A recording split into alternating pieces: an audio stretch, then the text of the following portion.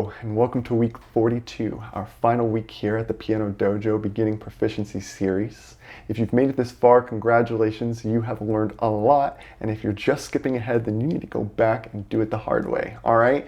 Now, I don't like to think of this as an end because it is much more like a beginning. You are now at the threshold of your musical experience. You have a harmonic and a rhythmic vocabulary that is very solid and will now allow you to engage much more meaningfully and deeply with all of the music you encounter.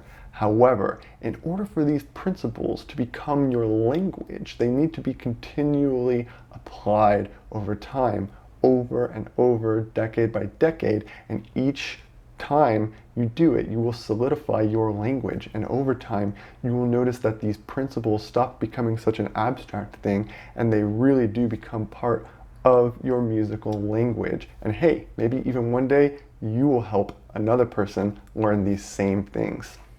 So let's get started today. We're going to be looking at a 16th note syncopation rhythm warm-up. We'll complete our gold standard contrary motion scales with D major, D harmonic minor, G major, and G harmonic minor. And then my final four-part writing of the series, a very important principle that we never want to forget in the pursuit of music. If every pork chop were perfect, we'd have no hot dogs. And so, without further ado, let's head over to the drum and get rhythmically warmed up. For our final week 42 rhythm warm-up, we're going to have a little fun today, and we are going to mix together triplets and 16th notes.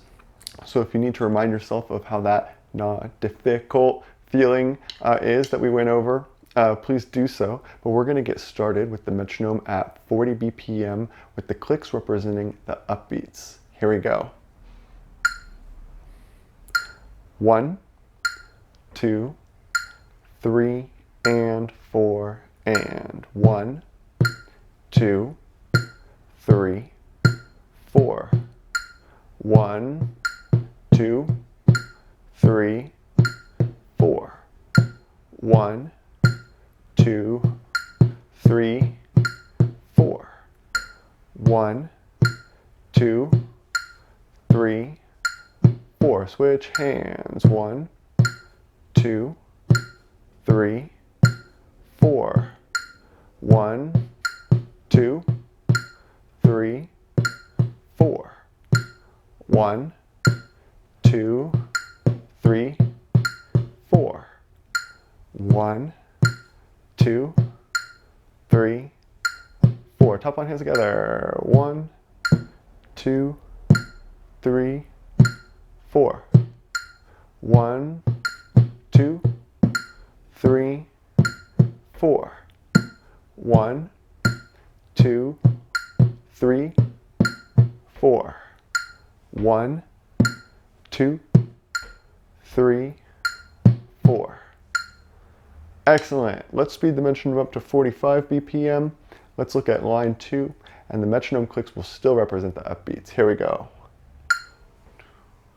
1, 2, 3, and 4, and 1, 2, 3, 4.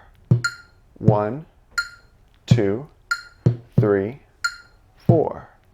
1, 2, 3, 4. 1, 2, 3. Switch your hands. 1, 2, 3, 4. 1, 2, 3, 4. 1, 2, 3, 4. 1, 2, 3, 4. Top line. 2, 3, 4. 1, 2, 3, 4. 1, 2, 3, 4. 1, 2, 3, 4. Let's move on to line 3. Let's speed up to 50 BPM, but we will now set the metronome at halftime, which means the metronome will be at 25 while we are at 50, and now the metronome will represent the first and the third E.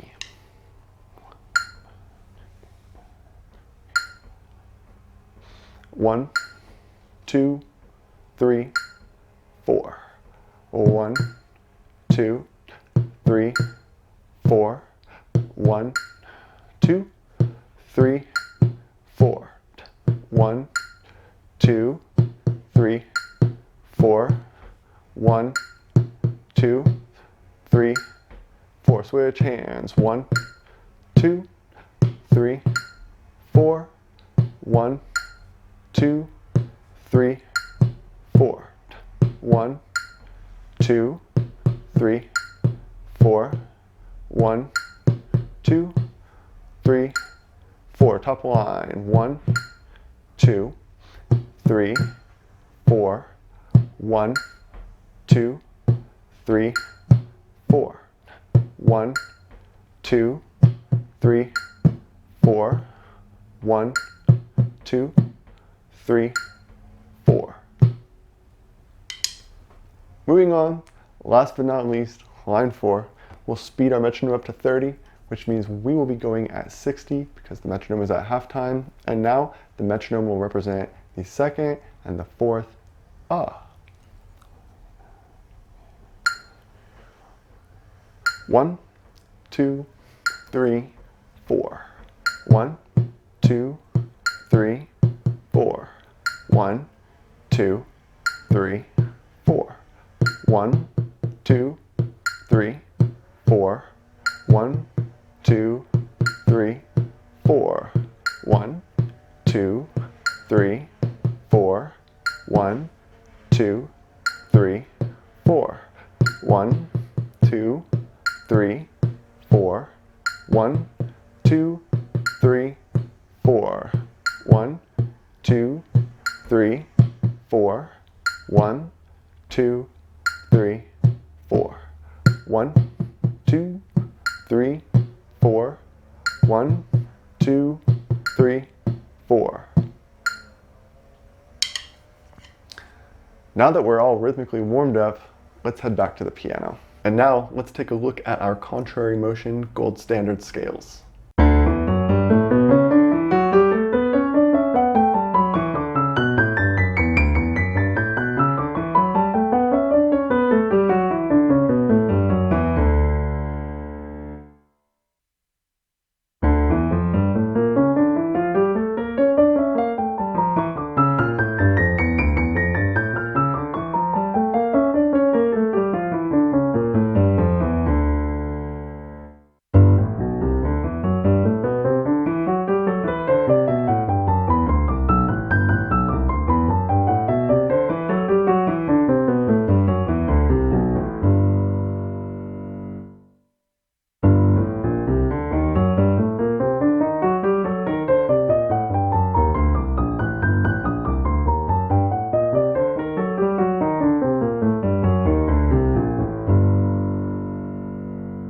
For our final reading, I wanted to cement one final message that I think is very important to the journey of music, because you see, music is a journey of self-discovery. And the illusion of perfection may tempt you, us, to succeed, but a steady course from the heart is all that you really need, all right? And so there really is no such thing as perfection in music. A lot of times we can even think there is because the recording process allows musicians to really go back over and polish things and fix things. So a lot of times when we're listening to music, we think, well, that sounds so good and it's so perfect, without realizing how much editing went into that work, right?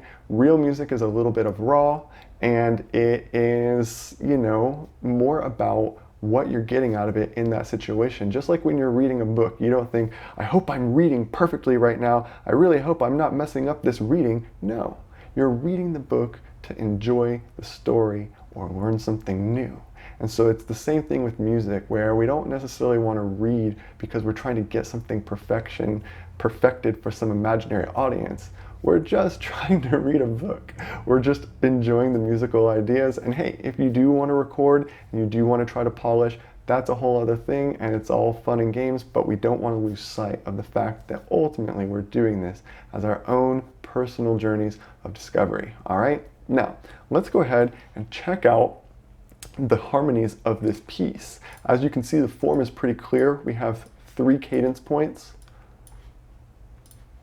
and we are in the key of C, right? I haven't written too much music in the key of C, and I thought, hey, for the last piece, why not? Let's choose the people's key, okay? So here's the thing I wanted to do, all right? I have a message that's broken up into 3 parts, and I'm going to apply a very old technique called text painting, all right? Text painting has been going on for a long time, especially in the original hymns, where the actual colors of the hymn are supposed to reflect the mood or the material that is being described in the lyrics, right? And so it's kind of interesting because a lot of times we associate that kind of thing with Impressionism, right? But the idea of Impressionism has been going on for a long time, and at some point it has been known by the name of text painting. So we're going to look at these harmonies, but then I want to show you why those harmonies reflect the text. Now for the very first part, I didn't want to do anything too fancy. I just wanted to set up the key of C into our ears. So we have a simple 1 to a 4 to a 1 and then to a 6. All right, back to our 1. Then we have our 5. The 5 is going to last 2 measures, and now we are going to start approaching our cadence point. So we're going to have the 5/7 of the 5, which is going to lead us to the 5, right? So we've really been kind of on the tense spectrum right here. As you can see, we were sort of bouncing around in a basic progression for a moment, but now we've kind of stalled out in this very dominant section. But what's going to start to happen, as we see, is that the normalcy of what I began with, you know, a 1, a 4, and a 6, very normal chords. However, we're getting to the point where we're going to be talking about the illusion of perfection, right? So music is a journey of self-discovery, normal. But then I wanted, as the composer, to add some foreboding into the illusion of perfection section, right? So we're going to twist the sounds a little bit right there, and that's why the harmony is going to first have a deceptive cadence. The 5 is actually going to resolve to the 6. Then we're going to have the 7 diminished, right? We're going to have our 7 chord, and then our cadence point is actually going to be in a different key. All right, we're going to modulate here to A minor. So I'm going to put a little A and then a colon, because that is going to tell us now that all the Roman numerals that we see following this A are in the key of A minor. So what we're going to do is we're going to land on our 5. Okay, now think about it. The 7 in the key of C is B, and the 5 in the key of A minor is E. So we have a nice 5th relationship in there, and that was why that 7 worked so well for me to pivot into this new key, which is the 5 of A minor. All right, now after you modulate and you hit up that dominant, you definitely need to resolve it so that our ears can sink in to that A minor. And so I didn't just give it to you for 1 beat, gave it to you for 2 beats. We have our A minor, then we're going to have our 2. Now here's the thing, this is the weird part. This is the illusion of perfection that I'm warning you about. So now I started thinking, okay, not only am I in a minor key, it's dark, right? But I'm going to throw in some fun things. So I'm going to use this age-old thing that has been going around the internet a little bit lately, the Neapolitan 6 chord, which could also be thought of as a B flat over a D. And I'm going to appropriately resolve that. You see, usually the Neapolitan 6 chord can come in between the 2 and what usually does the 2 lead to. The 2 is the sidekick of the 5, all right? But when you want to spice up the relationship of the 2 and the 5 beyond what it usually is at, you can actually throw in that Neapolitan 6th chord, which in this case, in this key of A minor, would be a B flat over a D, all right? Or that's also a B flat chord in a first inversion, okay? Continuing right along after our fancy chords, we do need to land somewhere to give the ear more of back our orientation of the A minor. So we're going to land back on our 1. Then we're not going to do anything weird because we really need to like make sure that we haven't completely lost the listeners at this point. And we will return to our 1. And then here again we have our 5. Now at this point, we are going to modulate back to C major. Notice how the C major is a capital C, whereas the A minor is lowercase, just like the Roman numerals, lowercase and uppercase are meant to represent major and minor. All right, so then we're going to have sort of a surprise section to the 5, to the 1, and then, how weird is this? The major 7, right? What kind of success is that when you land on the major 7, right? Okay, but again, in this case, we have seen that B leading to the E. In the first time, it was the minor 7. In this case, it's the major 7, which will lead back to our 5 of the 6. So we're not quite out of the 6 woods yet. We're kind of pointing back to that for a couple measures, and then we do land on our 6. But from there, we're going to start to brighten things up. So the 6 and the 4, they do have a lot of notes in common. And so I like to kind of put those together sometimes when I want to start to brighten it up out of the relative minor, but I don't want to just like jump right back into the major. Well, I'll kind of ease my way back in there with the 4, all right? And then, of course, really starting to point in that direction. So we're going to put a 5, 7. We're going to delay the gratification just a little bit by doing a 4 and still delaying that gratification until we get to our 2 to a 1, which is a little bit unusual, but here's the deal. I do, as a composer, choose sometimes to let my ear be the guide. And with these hymns, I usually construct the melody. And so sometimes the melody, is the main character of the 4-part writing, and you kind of have to go with where it asks you to go and work with it. You're generally not supposed to change the melody. So anyways, we have a 2 to a 1. Goodness gracious, not that usual, but it can happen, and I think that it resulted in a sound that sounded good, and that's the ultimate test. Play it. Does it sound good? Awesome. Use it, right? So there we have our 1. We're going to have back to our 5, 7. Then we're going to have our 4, our 5, 7, and then we're going to have what I call the anticipation and a suspension. Let's describe the anticipation and suspension. First of all, in our bass, we have the 5, okay? So that 5 is really charging us up and getting ready to jump and hit that 1 right there. So, do, don't know if that was the key of C, but you get the point, all right? So we have the 5 in the bass. So it's kind of 5-ish.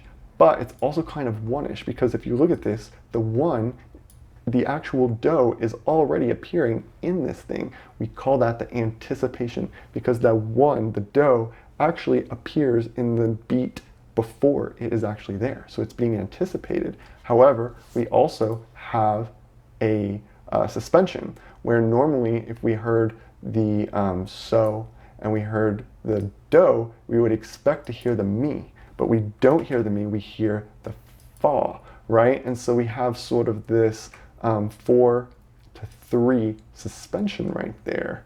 Also, the F works out as the flat 7 of the 5, right? So that could also be the flat 7 of the 5, resolving to the 3, which it normally does. It's just an anticipation suspension chord to lead us to that perfect, authentic C major cadence.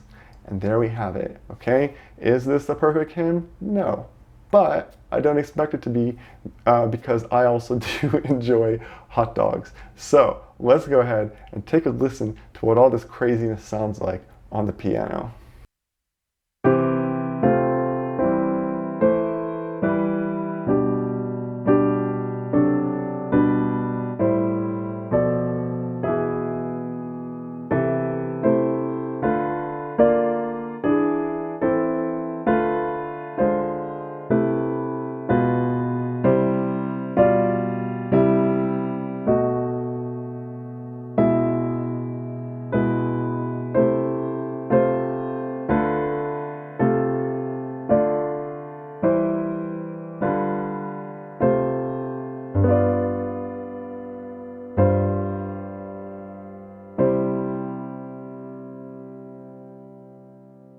If you enjoyed today's lesson, and especially if you enjoyed the Beginning Piano Proficiency series, you can support the Piano Dojo by subscribing to this channel and sharing it with anybody who's looking for answers about the piano. Although this is the very final episode in our Beginning Proficiency series, please stay tuned For more exciting things coming from the Piano Dojo, there's lots more where that came from.